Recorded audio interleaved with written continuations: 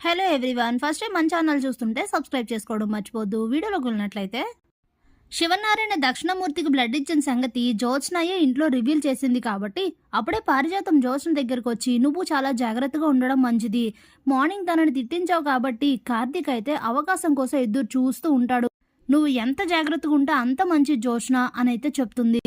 ఆ ఛాన్స్ బావకు ఉండదు గ్రాని అని అంటుంటే ఇంతలోనే సూరజ్ అయితే శివనారాయణ ఇంటికి వస్తాడు. ఎందుకు వచ్చావని కార్తీక్ అడిగితే నష్టపరిహారం కోసం అని చెప్తాడు. నువ్వు సూపర్ టైమింగ్లో వచ్చావు బ్రో అని చెప్పి ఇంట్లో అందరినీ పిలిస్తే ఈ అబ్బాయి ఎవరు అని అడుగుతారు. అప్పుడే జ్యోత్స్న రాగానే తను కూడా చూసి షాక్ అవుతుంది. ఎందుకు వచ్చావు అని అంటే నష్టపరిహారం కోసం వచ్చాను అని అంటే ఏమైందని అడుగుతారు శివనారాయణ. మార్కెట్ రోడ్లో ఉన్న సూరజ్ హెల్దీ ఫుడ్స్ అనే స్టాల్ని రన్ చేసుకుంటుంటే ఏవో కోపాలు మనసులో పెట్టుకొని జ్యోత్స్న గారు నా ఫుడ్ స్టాల్ని నాశనం చేయించారు అని చెప్తే జ్యోత్స్న అయితే నేను చేయించానడానికి ప్రూఫ్ ఏంటి, నువ్వు నన్ను అంటావేంటి అని చెప్పి గట్టిగా అరుస్తుంది. అప్పుడే శివనారాయణ నువ్వు ఒక నిమిషం ఆగు జ్యోత్స్న, చూడు బాబు నీకున్న సమస్య ఏంటో చెప్పు, తప్పు చేసిన వాళ్ళకి శిక్ష పడాలనేదే ఈ శివనారాయణ ఆదర్శం అని చెప్తే ఇక జరిగిందంతా కూడా చెప్తారు. అలాగే వీడియో అయితే రికార్డ్ చేసి ఉంటుంది, అదంతా చూపిస్తారు.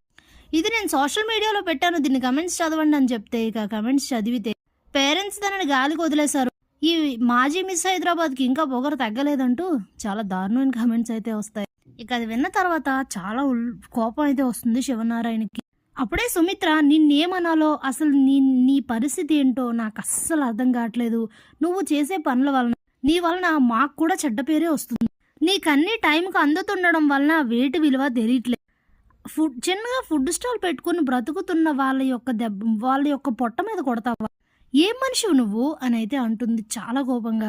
ఇక జరగాల్సిన రచ్చంతా జరిగిన తర్వాత నువ్వు ఇప్పుడు ఎందుకు వచ్చావు, ఏం కావాలి నీకు అని అడిగితే నష్టపరిహారం కావాలి, దానికోసమే వచ్చానని చెప్తాడు సూరజ్. సరే అయితే నువ్వు కూర్చో అని చెప్పి కార్తీక్ని దశరథ్ని తీసుకొని శివనారాయణ బయటకు వస్తారు. ఇప్పుడు ఏం చేద్దాం అని అడిగితే ఇక బాగా ఆలోచిస్తూ ఉంటారు ముగ్గురు. అప్పుడే కార్తీక్ తను ఫుడ్ స్టాల్ రన్ చేస్తున్నాడని తక్కువ ఎడ్యుకేటెడ్ ఏం కాదు, యూనివర్సిటీ లెవెల్లో చదివిన చదువే, ఎంబీఏ కూడా కంప్లీట్ చేశాడు. కాబట్టి నాకు అనిపించేది ఏంటంటే మన ఆఫీస్లోనే తనకి ఏదైనా ఉద్యోగం ఇస్తే బాగుంటుంది అనిపిస్తుంది అని చెప్తే ఈ ఐడియా బాగానే ఉంది, ఇంతకీ ఏం ఉద్యోగం ఇద్దాం కార్తీక్ అని అయితే అడుగుతాడు దశరథ్. అప్పుడే ఏవేవి ఖాళీలు ఉన్నాయో ఒకసారి కనుక్కుంటే ఏదో ఒక ఉద్యోగం తనకిద్దాం అని శివనారాయణ చెప్తే ఇక లోపలికి వెళ్ళిన తర్వాత నీకు తగిన న్యాయమే జరుగుతుంది, మా మనవరాలు వలన మిస్టేక్ జరిగిందంటే మా వలన మిస్టేక్ జరిగినట్టే, కాబట్టి మాది జ్యోత్స్న రెస్టారెంట్ అయితే మా కంపెనీలో మీకు ఉద్యోగం ఇస్తాం, మంచి శాలరీ ఇస్తాం, నువ్వు చాలా ఎక్కువ చదువుకున్నావు అంట కదా, అలాంటప్పుడు బయట ఉండి ఫుడ్ స్టాల్స్ పెట్టుకోవాల్సిన అవసరం ఏం లేదు, అలాగే మా అల్లుడిని కాపాడడం వలన నీకు మంచి ఉద్యోగం ఇంటర్వ్యూ పోయిందని కూడా విన్నాను, అందుకే నీకు ఉద్యోగం ఇస్తాను అని చెప్తే సరే సార్ థ్యాంక్ యూ అని చెప్పేసి సూరజ్ అక్కడి నుంచి వెళ్ళిపోతాడు. జ్యోత్స్నకు మాత్రం ఒళ్ళు మండిపోతూ ఉంటుంది. ఇక మరుసటి రోజు ఆఫీస్కి అయితే రమ్మని చెప్తారు సూరజ్ని. ఇక ఉదయాన్నే అందరూ ఆఫీస్కి వెళ్తారు, అలాగే సూరజ్ కూడా వస్తాడు. ఇక కార్తీక్ రిఫర్ చేసి సూరజ్ని అయితే దీపకి పిఏగా అయితే అపాయింట్ చేస్తారు. ఆ విషయం చెప్పేసరికి జ్యోత్స్న మండిపడుతుంది, ఇక్కడ పోటీ జరుగుతుంది, తనని ఎలా పిఏగా పెడతారు, తన ఐడియాలతో దీప పైకి రాదా అని అడిగితే పిచ్చి పిచ్చి మాటలు మాట్లాడకే, ఎవరి ఐడియాలో అవసరం లేకుండా దీప పైకి రాగలదు, తను గెలవగలదు, ఏ పోస్టులు ఖాళీగా ఉన్నాయని చూస్తే దీపకి పిఏ పోస్ట్ ఖాళీగా ఉంది, ఇప్పుడు తనకి ఉద్యోగం ఇవ్వాలి, ఇవ్వకపోతే మన పరువు పోయినట్టే, నీ వల్లనే పరువు పోయిందని మేం బాధపడుతుంటే వెనకాతలు నీ మాటలేంటి, చెయ్యాల్సిందంతా చేసి మళ్ళీ ఇలా మాట్లాడుతున్నావు, సైలెంట్గా ఉండు అని చెప్తారు శివనారాయణ. ఇక దీపకి సూరజ్ని అయితే పిఏగా అపాయింట్ చేస్తారు. అప్పుడే తనకు అసలు కంప్యూటర్ నాలెడ్జ్ ఏమీ లేదు, కావాల్సినవన్నీ కూడా నువ్వే చెప్తూ చూసుకుంటూ ఉండాలని చెప్తారు. సరే అని సూరజ్ అయితే చెప్తాడు. ఇక అక్కడి నుండి వెళ్ళిపోతారు అందరూ.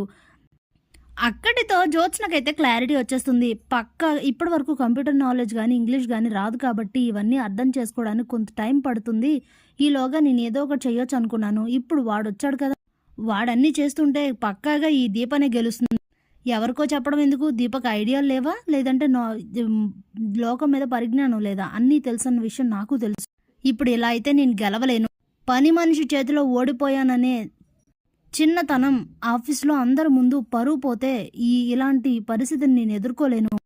నాకు ఈ సీఈఓ పదవి వద్దు అని చెప్పి వెంటనే వెళ్ళి నేను పోటీ నుండి తప్పుకుంటున్నానని చెప్తుంది జ్యోత్స్న. ఏమైంది? దీపతో పోటీ పడలేవని అర్థమైందా అని అంటే, నా పర్సనల్ రీజన్స్ నాకున్నాయి, నేను పోటీ నుంచి తప్పుకుంటున్నాను అని చెప్పి అక్కడి నుంచి వెళ్ళిపోతుంది. ఇంటికి వచ్చాక పారిజాతం ఎందుకు అలా చెప్పావని అడిగితే, పని మనిషి చేతిలో ఓడిపోయానని చిన్నతనం నాకొద్దు. అవని దీపని సీఈఓని అవని నెల రోజుల్లోనే ఆ ప్లేస్లోంచి దీపం దింపేసి తన ప్లేస్లో నేను కూర్చొని సూరజ్ని ఆఫీస్ నుంచి గెంటేస్తాను బయటికి. చూస్తూ ఉండు గ్రాని అని అయితే చెప్తుంది. Thanks for watching.